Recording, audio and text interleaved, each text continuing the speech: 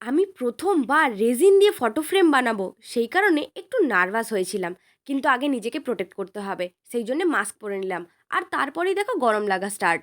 আমার কাছে গ্লাভস না থাকার কারণে আমি পলিথিন পরছি। কিন্তু এই পলিথিনটা পরতে আমাকে যে কী স্ট্রাগল করতে হলো, কি আর বলবো। একটা হাত যদিও কষ্ট করে পরলাম, সেকেন্ড হাতটা তো পরতেই পারলাম না।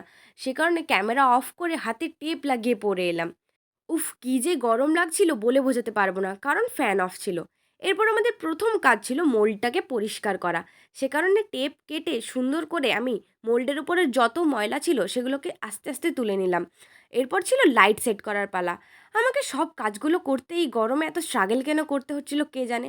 তো ফাইনালি লাইটটাও সেট হয়ে গেছে। এবার দেব শুকনো গোলাপের পাপড়ি।